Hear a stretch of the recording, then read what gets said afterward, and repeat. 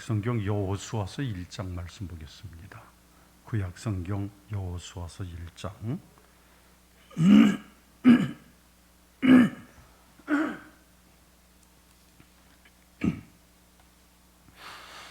1절부터 9절까지 말씀을 찾으셔서 우리 다 같이 교독하겠습니다. 여호와의 종 모세가 죽은 후에 여호와께서 모세의 수종자 눈의 아들 여호수아에게 말씀하여 이르시되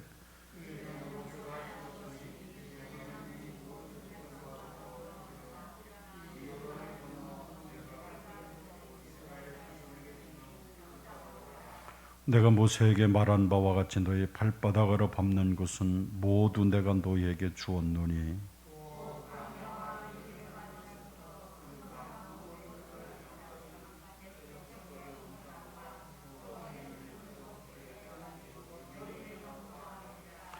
내 평생에 너를 능히 대적할 자가 없으리니 내가 모세와 함께 있었던 것 같이 너와 함께 있을 것임이니라. 내가 너를 떠나지 아니하며 버리지 아니하리니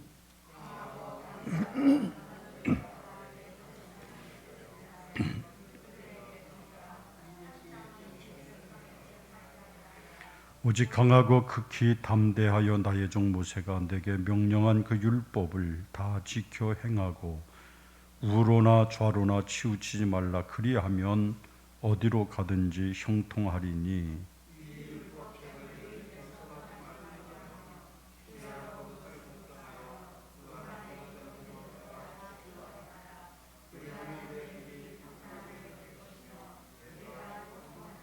우리 다 같이 내가 내게 명령한 것이 아니냐. 강하고 담대하라. 두려워하지 말며 놀라지 말라. 내가 어디로 가든지 내 하나님 여호와가 너와 함께 하느니라 하시니라. 아멘. 기도드리겠습니다. 존귀하신 하나님 아버지, 오늘 거룩한 주일입니다. 오늘 주님 앞에 나와 예배하며 그 세미한 주의 음성을 오늘도 사모하며 주님께 이처럼 예배 자리에 나와 주께 예배하게 하시는 은혜를 감사를 드립니다.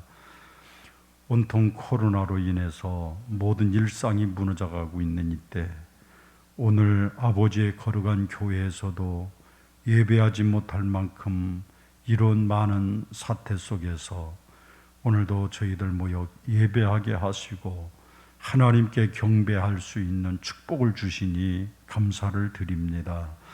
하나님, 오늘 우리 예배를 기뻐 음양하여 주옵소서. 세미한 음성을 들려 주시옵소서. 오늘도 말씀을 증거할 때에 하나님 종의 입술만 놔두지 마시고 주님께서 그 입술을 통해서 주의 음성이 선포되게 하여 주옵소서. 우리에게 함께 하실 주님의 은혜를 기대하오며 예수님 이름으로 간절히 기도하옵나이다. 아멘.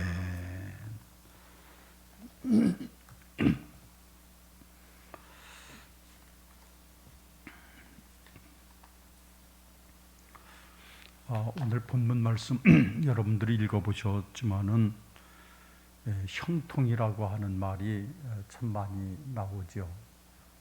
내가 형통하리라. 이 형통이라고 하는 말이 많이 나옵니다. 이 형통이라고 하는 단어를 보면은 그 사칼이라고 하는 말인데요. 히브리어로 사칼이라고 표현하는데 번영하다, 성공하다 이런 의미를 가지고 있습니다. 그래서 형통하다 그런 것은 성공했다. 또 이렇게 형통하다 그러면 번영해진다 이런 의미가 있어서 굉장히 축복된 언어이기도 합니다. 그럼 이 형통의 의미가 뭔가 하면은 하나님께서 세상 사람들은 형통을 그저 평범하게 생각을 하지요. 어떤 일이 내 마음과 생각대로 잘 되어지면 형통해졌다 이렇게 얘기를 하는데 우리 예수 믿는 그리스도인들은 뭐냐면은 어떤 일이 하나님의 뜻대로 잘 되어져서 하나님이 원하시는 일들이 내 삶 속에서 이루어지는 것, 그래서 하나님이 뜻이 내 삶에서 하나하나 이루어져 나가는 것을 엄밀한 의미에서 형통이라고 얘기를 하는 것이지요. 자, 오늘 우리는 형통한 사람이 되어야 됩니다. 예수 믿는 목적이 우리를 형통케 하시는 하나님의 축복이 그 안에 들어있어요. 그래서 하나님의 말씀을 부여잡고 살아갈 때 하나님께서는 그를 형통하게 하십니다. 오늘 여호수아 말씀에서도 우리에게 하시는 말씀이 내가 너희를 형통하게 하리라. 이 형통이라고 하는 말이 굉장히 많이 사용되고 있는 것을 보게 됩니다. 오늘 본문 말씀 보면 여호수아가 이스라엘 백성을 인도하고 그리고 가나안 땅에 들어가서 땅을 분배해주고 그들이 잘 정착해 살 수 있도록 돕는 일을 하나님께서 여호수아에게 맡기셨습니다. 그런데 이 사명을 맡고 보니까 그 여호수아의 마음속에는 어떤 마음이냐? 두려운 마음이 들기 시작하는 거예요. 나는 우리 선조인 모세처럼 능력도 없고, 그리고 나는 재주가 그렇게 많은 것도 아니고, 내 안에 카리스마가 있어서 백성들을 끄는 것도 아니고, 정말로 오늘 내가 어떻게 이 백성들을 인도할까? 그러면 마음은 불안하고 두려움이 가득했습니다. 근데 하나님께서 그 두려움 속에 떨고 있고 마음 속에 항상 불안하고 과연 내가 할 수 있을까 자신이 없는 여호수아에게 하나님이 하시는 것이지요. 너 불안하지 말아라. 너 두려워하지 말고 걱정하지 마. 내가 너를 형통하게 해주리라. 다시 말하면 내가 너에게 형통의 은혜를 줄 테니 이 형통의 은혜는 너에게뿐만 아니라 내 선조인 그 모세에게도 내가 그 형통의 은혜를 주어서 지금까지 내 백성들 40년 동안 여기까지 인도한 것이니 그 은혜를 너에게도 줄 테니 염려하지 말아라. 그 말씀을 오늘 계속해서 여호수아에게 주시는 말씀입니다. 저는 오늘 여호수아에게 뿐만 아니라 오늘 이 시대를 살아가고 있는 우리에게 주시는 말씀이라고 생각이 돼요. 여러분 지금 보면은 코로나 때문에 오늘도 우리 교회도 많이 숫자가 줄어들었습니다만은 이 코로나 때문에 많은 사람들이 참 두려워하십니다. 얼마나 두려워하는지 몰라요. 내가 혹시라도 코로나 걸리면 어떻게 하나. 그러니까 이 코로나 때문에 불안해서 어디 나가서 누구를 만날 수도 없습니다. 밥 한 끼 제대로 사 먹을 수가 없습니다. 참 그렇게 돼요. 그러니까 정부에서도 코로나 이게 더 확산이 돼 나가니까 교회에서 예배드리지 말고, 사실은 교회의 예배를 제한할 아무 이유가 없는데 교회가 또 타겟트가 돼서 예배드리지 말라는 거예요. 여러분 교회가 예배 안 드리면 교회가 뭔 소용이 있습니까? 여러분 교회에서 예배 드리면서 코로나가 확산된 적이 있습니까? 없어요. 근데 제일 먼저 하지만 일주일 동안은 시청에서 얼마나 많이 연락이 오는지 모릅니다. 예배 드리면 안 됩니다. 예배 드리면. 아니 왜 공무원들이 교회에서 예배 드리는 거 가지고 그러냐 이 말이에요. 저 어제 우리 여기 저 한경현 집사님 계시는데 우리 한 집사님이 어제 좋은 기회를 줬어요. 우리 지난번 하나님의 부르심을 받은 우리 한도령 교수님, 한도령 권사님 그 손녀딸이에요. 장손녀딸 그 한수진 양이라고 어제 그 콘서트를 가졌습니다. 자, 예술의 전당에서 콘서트를 해서 그 티켓을 다 준비를 해 주셔서 제가 어제 거기를 다녀왔어요. 근데 참 제가 두 가지 느낀 점이, 첫째는 정말로 하나님께서 너무 귀한 달란트로 이렇게 많은 사람들 감동을 주는구나. 그래서 그 콘서트 그 한수진 바이올리니스트 그 공연이 끝나니까 박수가 끊이지를 않아요. 계속해서 그래 몇 번이나 나와서 또 인사하고 또 들어가고 또 박수가 나 끊어지지 않고 참 마음속에 굉장한 감동을 주고 위로를 주는 것 같았어요. 참 그런 마음이 음악의 힘이구나 이런 생각이 들었는데, 두 번째로는 제가 가보니까 저는 아주 가장 좋은 좌석 앞좌석을 주어서 뒤를 볼 새가 없었는데, 이렇게 끝나고 뒤를 보니까 2층, 3층까지 사람이 빼곡하게 다 앉아 있는 거예요. 사람이 그 안에 꽉 차 있습니다. 그래서 제가 순간적으로 이거 코로나가 맞긴 맞나? 예배당에만 예배를 못 드리게 하지 다른 데는 다 정상적으로 되는 것 같은 거예요. 물론 식당 같은 경우 이거는 마스크를 벗어야 되고, 이 식당 같은 경우에는 마스크를 벗고서 말하면서 또 식사를 하다 보니까 감염의 우려가 있어서 그런다고 쳐요. 여러분 예배당에 오셔서 여러분 마스크 벗을 일 있어요? 마스크 벗을 일이 없어요. 여러분 누가 그 붙들고 뭐 하십니까? 그것도 없어요. 그냥 예배당에 와서는 살아계신 하나님을 향해서 예배하는 것 뿐인데, 이 예배를 제한을 하고 교회가 이 예배를 드리지 말라는 거예요.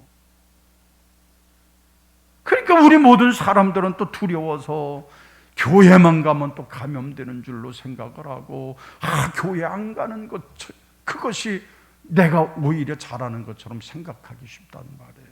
근데 그렇지가 않아요. 여러분, 교회는 하나님께 예배하기 위해서 하나님이 세우신 처소예요.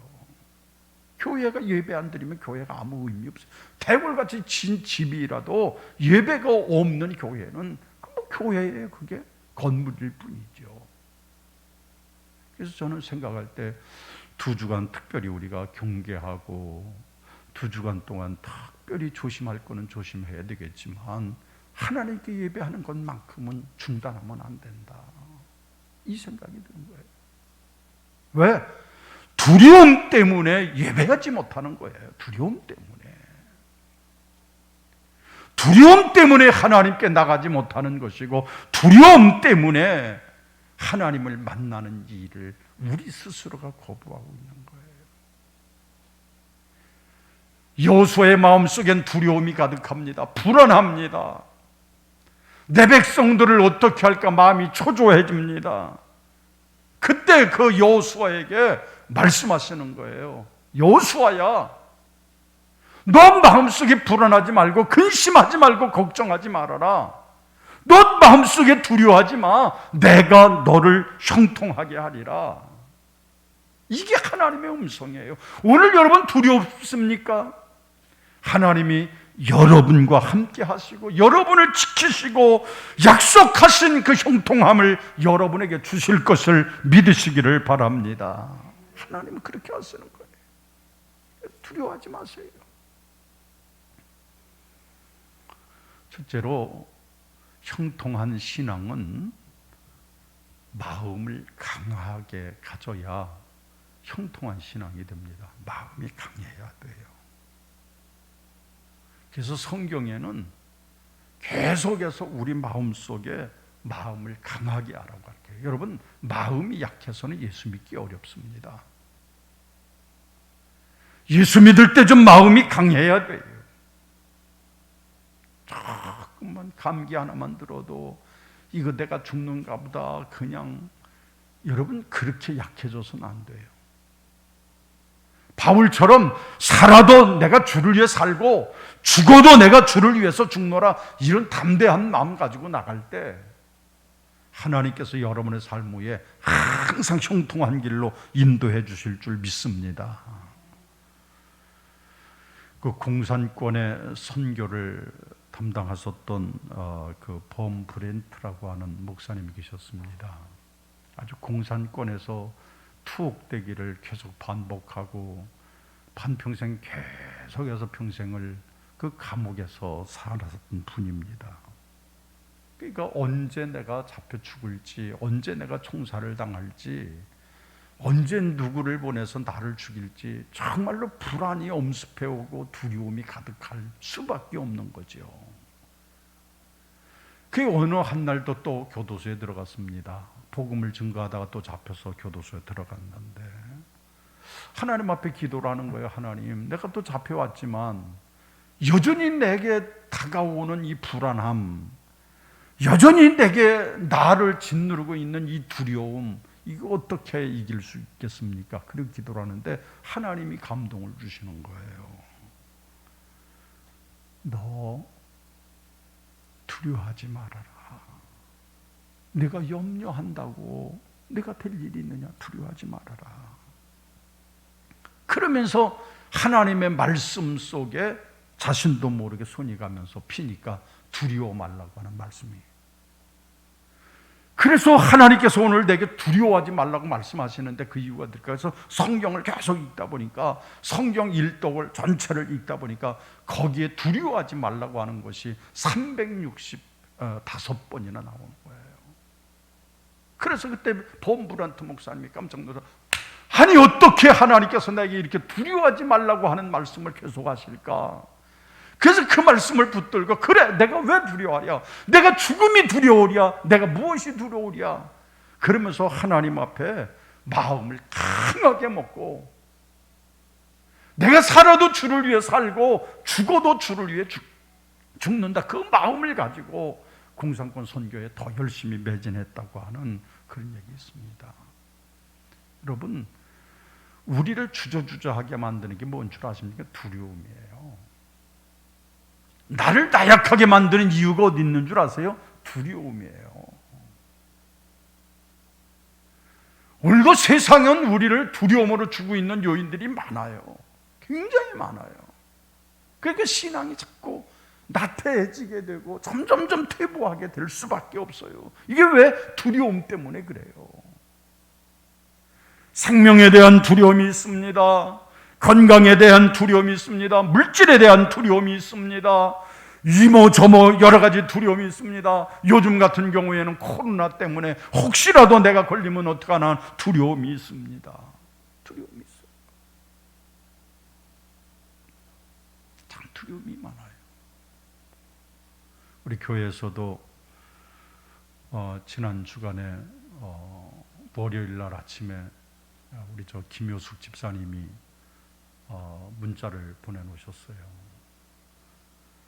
목사님 기도해 주십시오 그러면서 문자를 보내셨어요. 진환이가 그 초등학교 1학년인데 진환이가 학교에 갔는데 그 학교의 한 반에 아이 하나가 확진자가 있었던 거예요. 그래서 보건소에서 연락이 와가지고 빨리 다 검사를 하라 그래서 검사를 하니까 다행히 다 모든 가족들이 다 음성이 됐어요. 음성이 나왔는데도 2주 동안 나오지 말고 격리를 해봐라 이렇게 해서 격리를 하게 돼서 이제 교회 2주간 동안 못 갈 것 같습니다 이런 얘기를 해요. 그래서 그러면 온 가족들을 다 격리해놔요 물어봤더니 다 가족은 아니고 진환이 하나만 격리하란대요. 그 초등학교 1학년짜리 하나만 격리해서 걔를 어떻게 격리하냐고. 아니 애 혼자 어떻게 방 안에서 그 애 혼자가 초등학교 1학년짜리 어떻게 격리를 하냐. 말이 안 되지 않느냐 했더니 그래도 시키니까 어떻게 해요. 그래서 그렇게 살면서 그래서 집사님 너무 걱정하지 말고 염려하지 마세요. 보니까 그 반 아이들 전체가 다 음성이 나왔어요. 다행히도 다 음성이 나와서 아무 이상이 없고 그래서 어제도 통화해 보니까 오늘 못 가게 되고 그래서 더 그도 격리를 하라고 하니까 격리하려고 그럽니다. 그런 얘기를 하세요. 여러분 사실 우리는 일어나지도 않을 미래 때문에 굉장히 두려워하고 불안한 일이 많습니다. 병적으로 우리는 두려워하는 일이 많아요. 병적으로. 혹시 내가 가다가 어떻게 될까? 병적으로 두려움에 사로잡혀 있는 사람들이 많습니다. 여러분 만약에 여러분들이 차를 가지고 오늘 어디를 나간다고 생각을 해보십시오. 만약에 가다가 내가 사고 나면 어떡하지? 누가 큰 덤불뚜러기 그냥 와가지고 나를 확 덮치면 어떡하지? 여러분, 그런 두려운 마음이 있다면 집에서 나서지도 못해요. 그렇잖아요. 집에서 나서지 못해요. 하나님은 순간순간 우리를 도우시고 우리의 방패가 되셔서 우리의 위기 상황을 이기게 하시는 하나님이시지, 그냥 앉아서 두려워하지 말라는 거예요. 두려워하지 말라는 거예요. 전에 한번 제가 목회하면서 그런 적이 있었어요. 아주 벚꽃이 필 때쯤이에요. 벚꽃이 막 흐드러지게 피어서, 그때만 해도 교회에 노인분들도 여러 계시고 그래서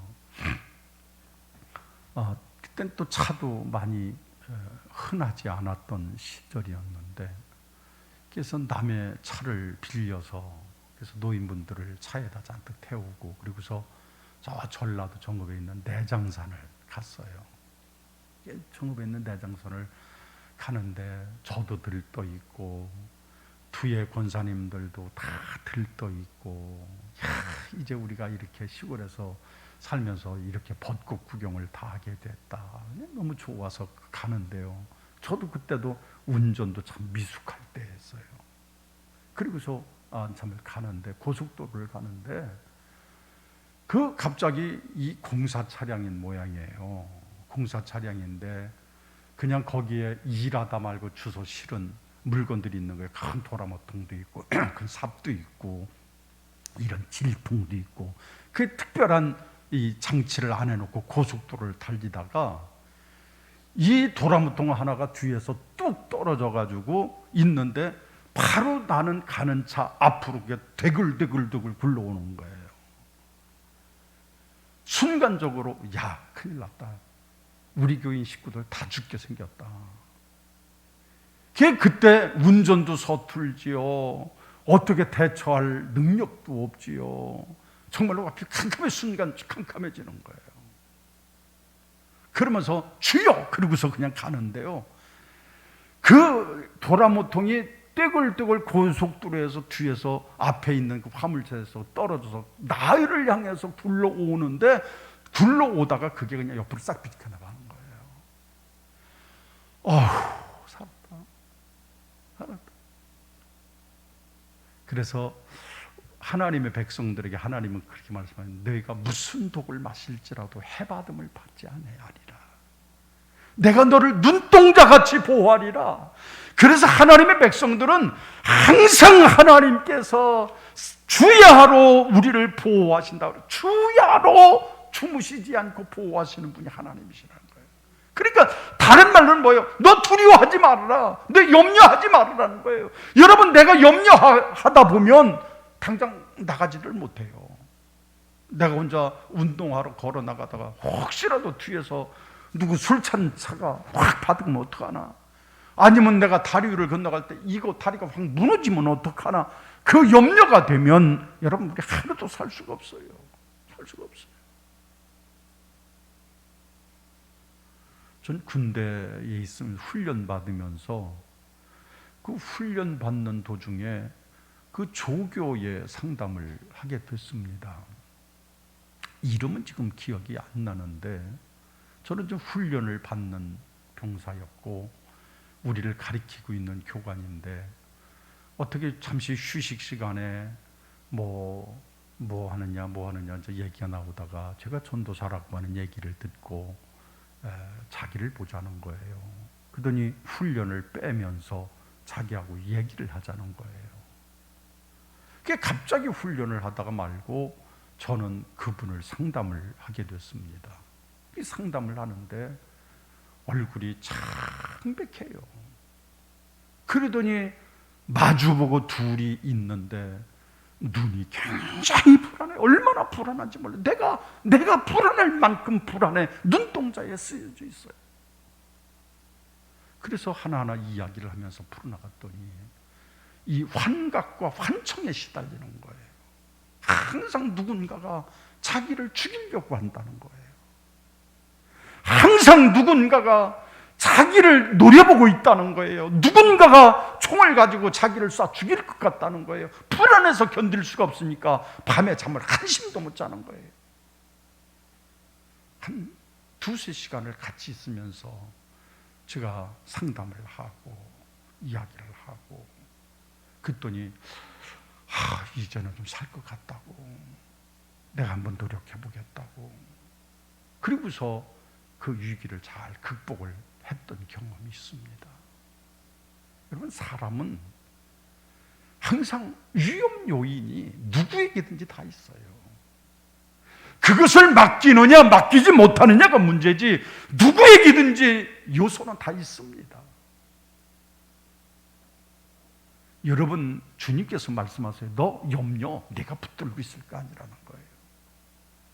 너 걱정하는 거 그거 내가 걱정할 일이 아니라는 거예요. 주님은 말씀하시기에는 그 염려와 걱정을 다 주님 맡기라는 거예요. 그리고 너희는 가질 마음은 마음을 강하게 하라.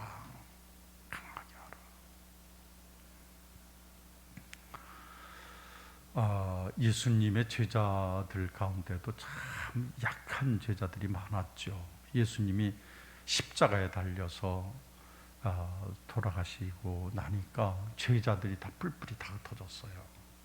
야, 이제 희망이 없다, 끝났다. 제자들이 다 뿔뿔이 흩어지는 거예요.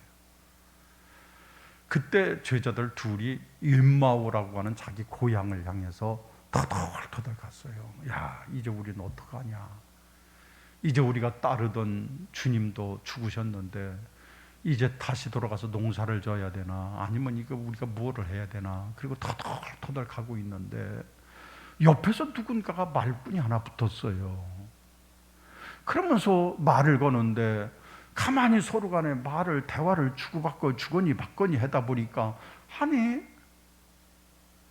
그 제자들의 눈이 갑자기 밝아지기 시작하면서 그 옆에 계신 분이 주님이신 것이 보이기 시작하는 거예요. 아니, 주님 아니십니까? 부활하신 주님이 엠마오로 내려가던 제자에게 나타나 보이시면서 그 제자들에게 주님께서 말씀하고 계시는 거예요. 그때 제자들이 어떻습니까? 눈이 밝아지면서 이제는 확신이 생깁니다. 그렇구나, 이제 내가 아니구나, 나 혼자 있는 것이 아니구나, 우리 주님이 우리와 함께 계시는구나, 부활하신 주님이 나와 함께 하시는구나. 그러니까 두 제자들이 그때 눈을 떠보니까 내가 왜 엠마오로 가는가? 그들이 완전 180도 돌아섰습니다. 아니다, 우리가 주님이 죽으셨던 저 예루살렘으로 다시 올라가자. 제자들이 엠마오로 가던 길을 멈추고 다시금 예루살렘을 향해서 올라가고 있잖아요. 주님이 나를 지키신다고 하는 확신을 가지니까, 주님은 죽으신 것이 아니라 그가 부활하셔서 우리와 더불어 영원토록 사실 분이시라고 하는 믿음을 갖게 되니까, 이제는 그들의 살아가던 인생의 발걸음을 바꿔서 이제는 정말로 예루살렘을 향해서 죽음이 기다리고 있다고 하나 가는 거예요. 이게 제자들이 가졌던 그 믿음이었습니다. 여러분, 성경의 말씀은 강하게 하라, 그리고 담대히 하라, 이렇게 두 가지 말씀으로 하시잖아요.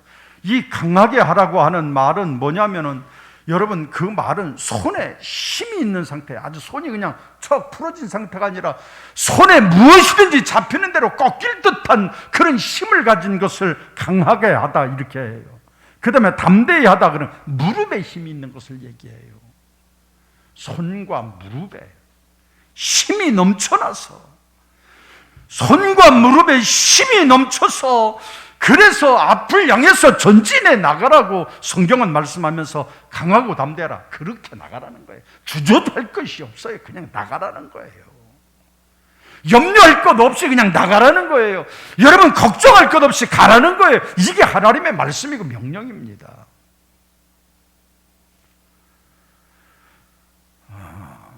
지금 떠돌아다니는 이야기로는 많이 그런 얘기들이 많아요. 코로나에 대해서도 두 가지 성향을 보이는 것 같습니다. 어떤 분은 두려워서 그냥 사람 만나는 것도 못 만나고 굉장히 두려워하시는 분이 계세요. 또 어떤 분들은 별거 아니래요. 그러시는 분들이 또 더러 계세요. 별거 아니래요. 코로나 감기약 똑같아요. 별거 아니래요. 근데 또 그런 분들은 진짜 있는 둥 없는 둥 그렇게 또 지나가시는 분들도 계세요. 그리고 또 어떤 나라들은 이제는 코로나가 그렇게 무서워할 것이 아니다. 그래서 어떤 그건 제가 정확한 팩트는 모르겠는데 마스크를 쓰면 벌금을 물릴 만큼 오히려 반대로 마스크 벗고 하라. 아무 걱정하지 마라. 그런 나라도 또 있다고도 그럽니다. 근데 참 한 가지 공통점은 불안함이 다 있어요. 그러나 주님은 말씀하세요. 너 강하고 담대하라. 강하고 담대하라. 강하고 담대하라. 하나님은 단호하게 말씀하십니다. 이 백성으로 내가 그 조상에게 맹세하여 주리라 한 땅을 얻게 할 것이니 너 조금 더 주저하지 말고 조금 더 걱정하지 말고 두려워하지 말고 염려하지 말고 강하고 담대하게 나가라. 이것이 주시는 말씀이기에 오늘 시대 속에서 여러분 위기라고 아무리 세상에 저도 여러분 주님을 믿고 담대하게 나가시기를, 강하게 나가시기를 주님의 이름으로 축원합니다. 두 번째 드리는 말씀은 이 여호수아에게 주신 하나님의 말씀을 보니까 여호수아가 그런 고백을 해요. 말씀을 지켜 행하리라 그래요. 말씀을 지켜 행한다. 말씀을 지켰다. 그리고 말씀을 지켜 행한다 그래요. 여러분 말씀이 뭡니까? 오늘 말씀은 몇 가지 있죠. 첫째는 이미 선포된 말씀이 이 성경이에요. 이게 말씀이죠. 이미 2000여 년 전에 선포된 하나님의 계시예요. 그렇죠? 그 말씀이에요.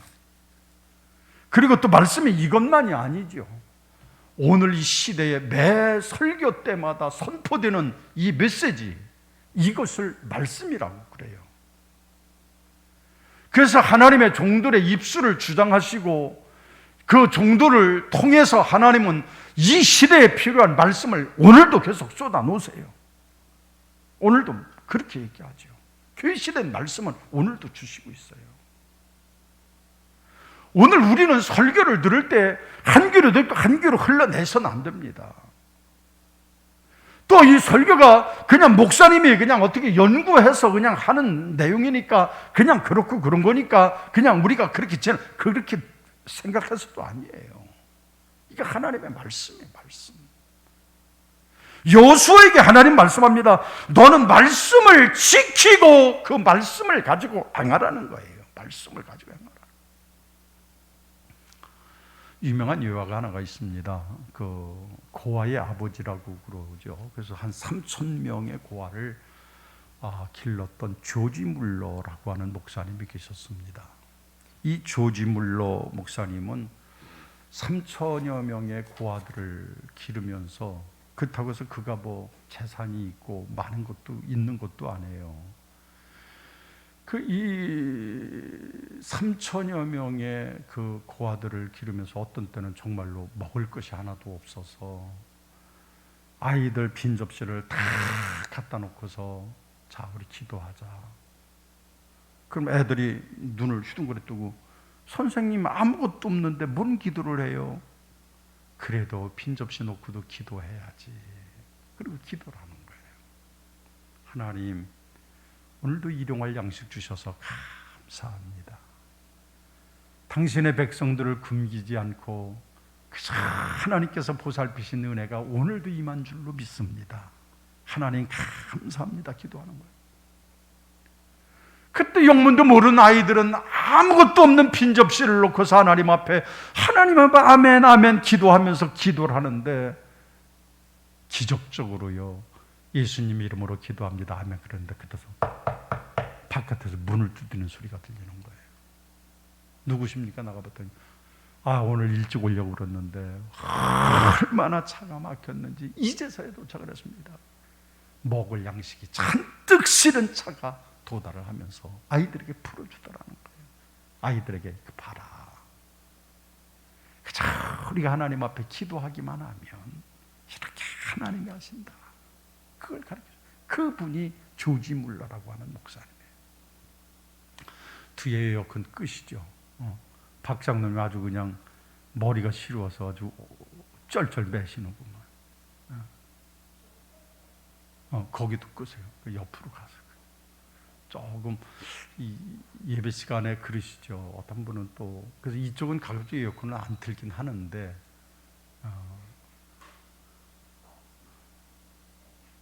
이 체질마다 다 다르시니까 어쩔 수가 없어요.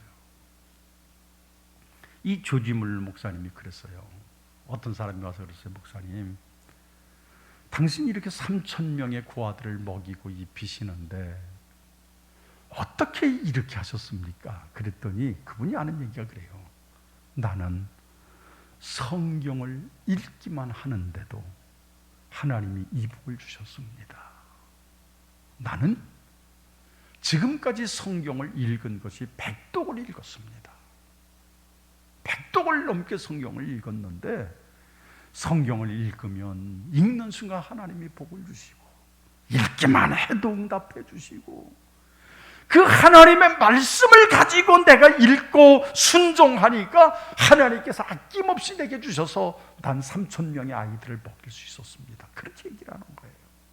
그러면서 거기에 덧붙여서 그런 얘기를 했어요. 그러나 내 인생에 내가 예수를 믿고 3년 동안은 허송세월을 했습니다.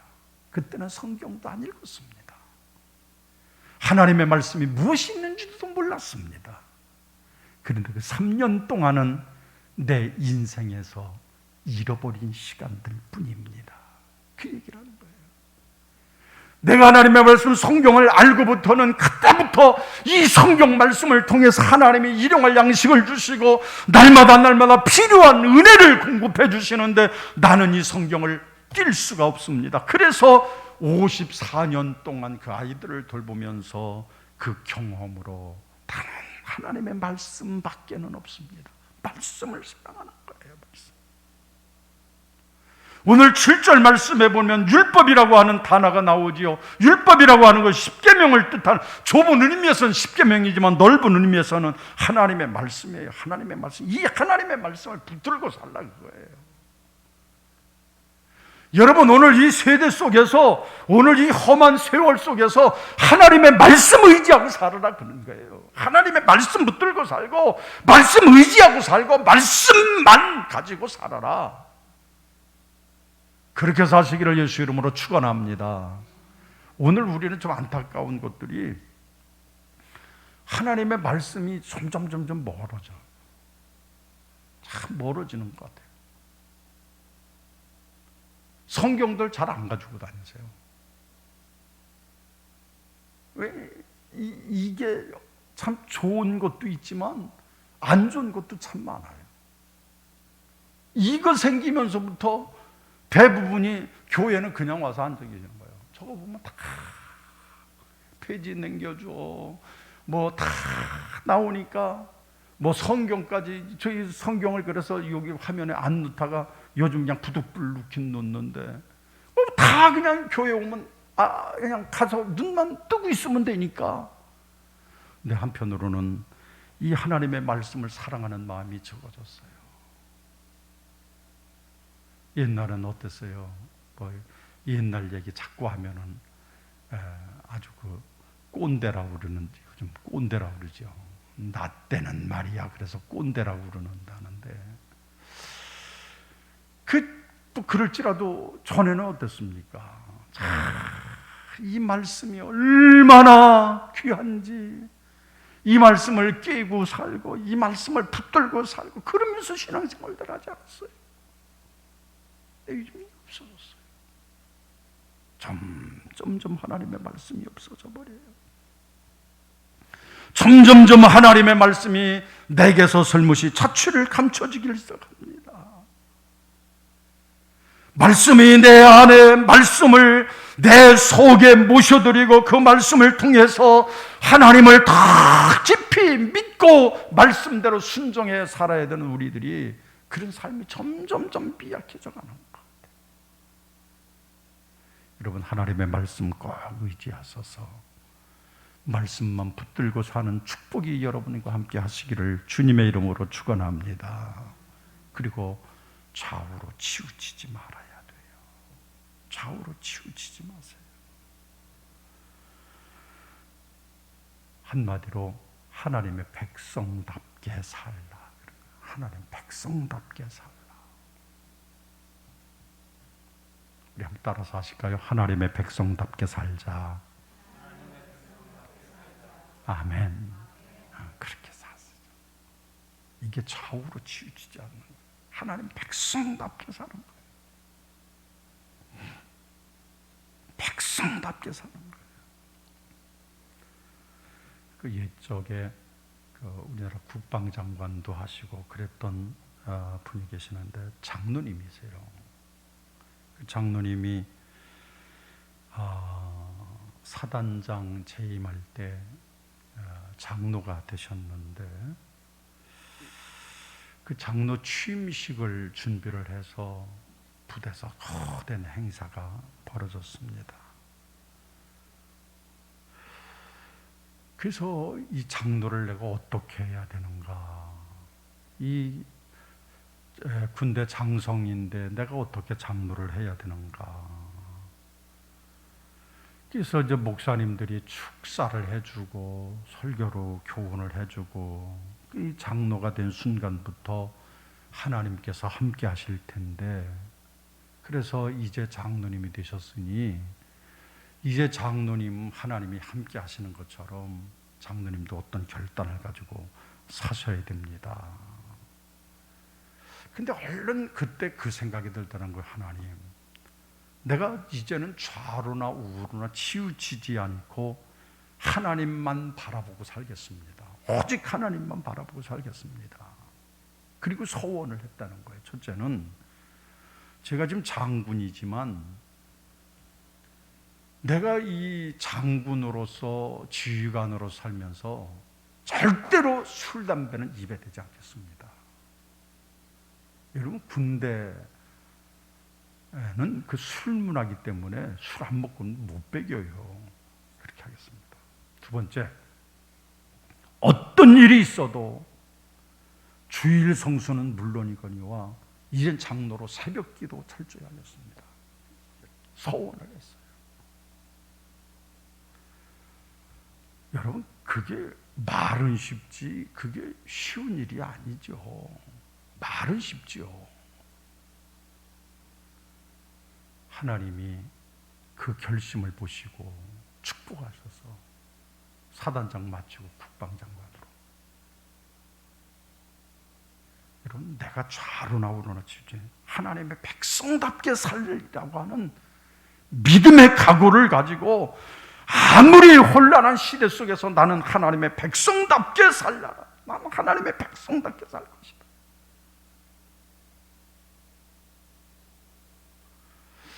전 참 그 우리나라 보면은 조선시대, 이조시대 나쁜 것도 많고 좋은 것도 많지만 그 가운데 하나가 뭐 양반 문화 다 좋은 건 아니지만 참 대단한 우리 민족의 자긍심이 거기 있다고 생각이 들어요.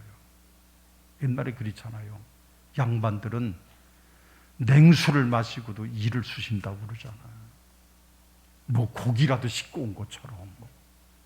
자존심의 자존심, 양반의 자존심. 나는 비록 배는 쫄쫄 굶어도 나는 이 시대의 양반이라는 거예요. 양반. 그러니까 냉수를 먹고도 이를 쑤실 만큼 자존심을 가지고 살았던 거예요. 우리 민족의 자존심이 대단해요. 나는 우리 하나님의 백성들이 이 자존심을 가지고 살았으면 좋겠어. 좀 가난해도 좀 이모저모 실패하는 일이 있어도 하나님의 백성답게 자존심을 가지고 주여, 주님께서 부르셨사오니 주의 말씀대로 나는 순종만 하겠습니다. 그러면서 오직 하나님 말씀 가지고 살고 내가 하나님 붙들고 나가겠습니다. 그럴 때 하나님께서 여러분을 평생을 지키시고 그 이후에 하늘나라 백성으로 여러분을 받으실 줄로 믿습니다. 자존심 가지고 한번 살아보세요. 그냥 예수 믿어도 맨날 그냥 고개는 쫙 쳐져가지고 그냥 고개는 마치 저기 그냥 꼭 땅거미가 꺼지는 것처럼 그냥 한숨이나 푹푹 쉬어대고 그러지 말고 잘 안 돼도 여러분, 내 때에 잘 안 되면 하나님이 내 자식의 때에도 하나님이 복을 주시잖아요. 오늘 안 되면 내일 하나님이 역사하시고, 오늘 실패하면 내일 다시 일어나게 하시는 하나님이 계시는데 왜 염려하면서 근심 걱정 다 끌어안고 사냐 이 말이에요. 저도 가끔 가다가 그래요. 사람이 참 중요하더라고요. 여기서 그냥 매일 그냥 허름한 작업복에다가 그냥 저 메꾸자 하나 푹 뒤집어 쓰고 일을 하다 보면은요, 영락 없이 그냥 농사꾼이에요. 그러니까 생각도 농사꾼처럼 돼버리는 거예요. 생각도. 오이를 심었는데 오이가 탄저병이 걸려가지고서 처음에 심자마자 누렇게 뜨면서 이게 안 되는 거예요. 잘. 생각 같아서는 처음에 이 오이 이것만 하면은 우리 성도들 주일날 몇 개씩이라도 드릴 수가 있겠다. 기대를 갖고 심었는데 처음부터 아마 병 걸린 걸 사온 것 같아요, 제가. 근데 그냥 어떻게 속이 상한지. 이거 말이야, 이거 막 속이 상하고, 사람이 살다 보니까요, 소갈딱지가 밴댕이 것만 이렇게 생겨버려요. 오이 하나 안 됐다. 오이 한 점만 사면 뒤집어 쓸 거 아니에요. 근데 그거 하나 죽었다고 밤에 내 속으로 그랬어요. 아니 너 지금 뭐하고 앉아있냐? 아니 지금 오이 하나 죽었다고 지금 이렇게 탄식을 하고 마치 세상이 다 꺼진 것처럼 이거 뭐하고 있는 자빠져 있는 거냐? 제 속으로 혼자 그 생각이 들더라고요. 맞아, 내가 목사지. 영혼을 살리고 영혼에게 하나님의 말씀으로 희망을 주는 목사인데 오이 한 폭이 죽었다고 거기서 낭망하고 자빠졌냐? 제 마음속에 그 마음이 막 들어요. 그래서 그때 다시 마음을 고치면 그래, 하나님의 종답게 살아라. 하나님의 종답게 살아라. 여러분들도 하나님의 백성답게 사시기를 주의 이름으로 축원합니다. 백성답게 살아라. 조금 문제 있다고 기죽어 있지 말아요. 기죽어 있지 말아요. 병 들 수도 있어요. 기죽지 말아요. 여러분, 물질이 어떤 때는 들어도 어떤 때는 또 그냥 쉽게 나갈 수도 있어요. 기죽지 말아요. 하나님이 또 채우실 날이 있어요. 뭐 걱정이에요, 뭐 걱정. 하나님 앞에 그래서 내가 좌우로 우러나 치우치지 않고 하나님의 백성답게 살리라. 믿음 갖고 승리하셔서 오늘 형통해지는 그 은혜가 여러분에게 차고 넘치게 되시기를 예수 이름으로 축원합니다. 기도하십시다. 거룩하신 하나님,